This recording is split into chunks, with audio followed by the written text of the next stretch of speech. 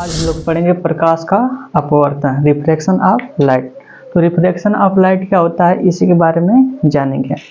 तो लिखा है कि जब प्रकाश की किरण एक माध्यम से चलकर किसी दूसरे माध्यम में प्रवेश करती है तो वह अपने मार्ग से विचलित हो जाती है।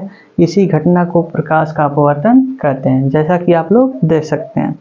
जैसे यहाँ आप देख रहे हैं कि एक पहला माध्यम, कोई पहला माध्यम है, इधर क्या है, कोई दूसरा माध्यम है। प्रकाश की किरण आ रही है, इसको जाना चाहिए सीधे, मतलब यहाँ से आ रही है तो इसको जाना चाहिए सीधे, लेकिन ये सीधे ना जा करके थोड़ा सा क्या होता है, विचलित हो जाती है, यानी टेढ़ा हो जाती है। इसी घटना को प्रकाश का अपवर्तन कहते हैं। आने वाली किरण को आपतित किरण बोलते हैं, और जो अपवर्तित मतलब इधर अंदर आती है, इसको अपवर्तित किरण बोलते हैं। यहाँ पर जो कोण बनता है इसको आपतन कोण बनते हैं, और नीचे जो कोण बनता है इसको अपवर्तन कोण बोलते हैं। आपतन कोण को I से प्रदर्शित करते हैं, जबकि अपवर्तन कोण को R से ही प्रदर्शित करते हैं। चाहे परावर्तन कोण हो चाहे अपवर्तन कोण हो, दोनों को R से ही मतलब प्रदर्शित करते हैं। इसका एक एग्जाम्पल है, इसी को आप लोग देख लीजिए। मान लीजिए कोई लड़का है, इसको जाना चाहिए स्कूल, स्कूल ना जा करके कहाँ चला गया, पार्क चला गया। कितना खुश है कि हम स्कूल ना जा करके पार्क चले गए। तो यही घटना क्या कहलाएगी, प्रकाश का अपवर्तन। ये सीधे ना जा करके कहाँ गया, पार्क घूमने चला गया।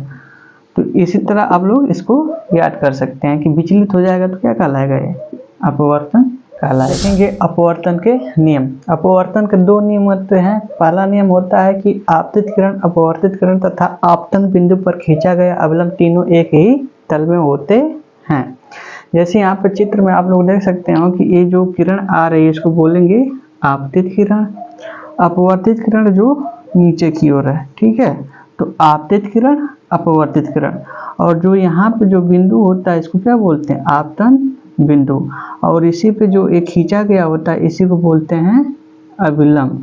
तो बोलेंगे आपतित किरण, अपवर्तित किरण तथा आपतन बिंदु पर खींचा गया अविलंब तीनों एक ही तल में होते हैं या एक ही समतल में होते हैं। यही प्रथम नियम है। अब हम देखेंगे अपवर्तन का दूसरा नियम। तो दूसरा नियम क्या होता है कि किसी एक वर्णीय प्रकाश के लिए आपतन कोण की ज्या तथा अपवर्तन कोण की ज्या का अनुपात नियत होता है, और इसे ही स्नेल का नियम कहते हैं। जैसे कि यहाँ पे आप लोग देख सकते हैं, यहाँ पे जो आपतन कोण है इसे I से प्रदर्शित करते हैं, जो अपवर्तन कोण है उसे R से।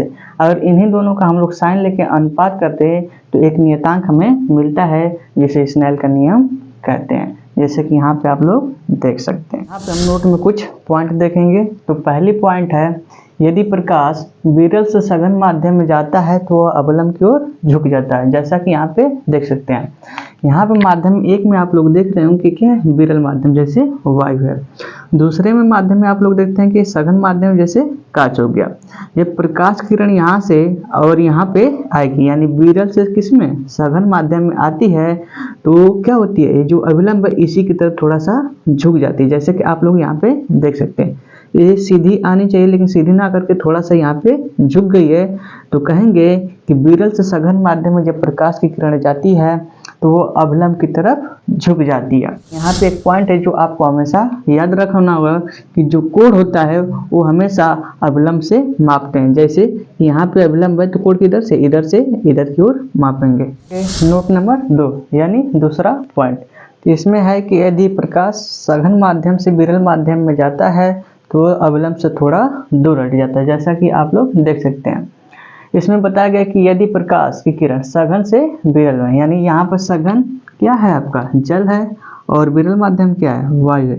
अगर सघन से विरल में जाता है तो अविलंब से क्या होता है, दूर हट जाता है। जैसा कि यहाँ पे आप लोग देख सकते हैं, ये सीधे आना चाहिए लेकिन सीधे ना जा करके क्या हुआ, थोड़ा सा दूर हट गया, और अविलंब से यहीं से कोण मापते हैं। जैसा कि यहाँ पे आप लोग देख सकते हैं, अगर सघन से विरल में जा रही है तो वो अविलंब से दूर हटेगी।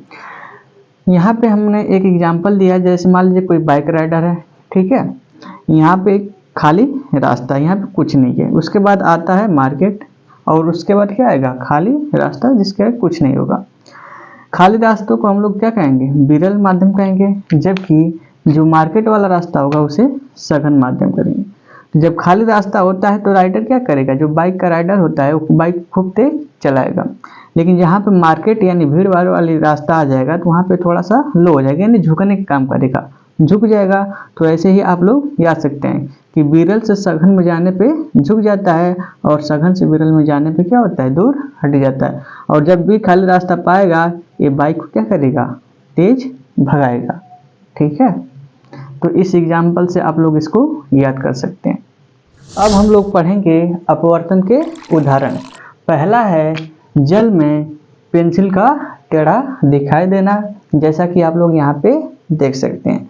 दूसरा है कि जल में वस्तु का बड़ा दिखाई देना, जैसे आपने तालाबों में देखा होगा कि कोई वस्तु क्या होती है, लगता है कि नीचे है, अगर छोटी रहती है तो क्या होती है, अपवर्तन के कारण ही लगता है कि बड़ा दिखाई देती है। ठीक है, उसके बाद है तीसरा जल में सिक्के का ऊपर उठा हुआ प्रतीत होना। जैसे इसको आप लोग प्रयोग कर सकते हैं, जैसे एक बाल्टी में पानी लीजिए और क्या कीजिए, किसी सिक्कों को डाल दीजिए। जैसे कि सिक्के को आप पानी में डालेंगे लगेगा कि सिक्का क्या ऊपर उठा हुआ प्रतीत होता है, लेकिन वो क्या होता है, वो उसकी आभासी प्रतिबिंब होता है, जबकि वास्तविक प्रतिबिंब कहीं और पे बनता है। यहाँ पे आप लोग देख सकते हैं चित्र के माध्यम से आप लोगों को अपवर्तन के उदाहरण सबसे ज़्यादा समझ में आएंगे। हम लोग पढ़ेंगे अपवर्तनांक। अपवर्तनांक क्या होता है, तो आपतन कोण की ज्या तथा अपवर्तन कोण की ज्या का अनुपात ही क्या कहलाता है, अपवर्तनांक कहलाता है। इसका फार्मूला होता है n इक्वल्स साइन आई बटे साइन आर, जहाँ n होता है अपवर्तनांक, साइन आई होता है आपतन कोण की ज्या, साइन आर होता है अपवर्तन कोण की ज्या, जो बोर्ड एग्जाम के लिए क्या है बहुत ही महत्वपूर्ण है।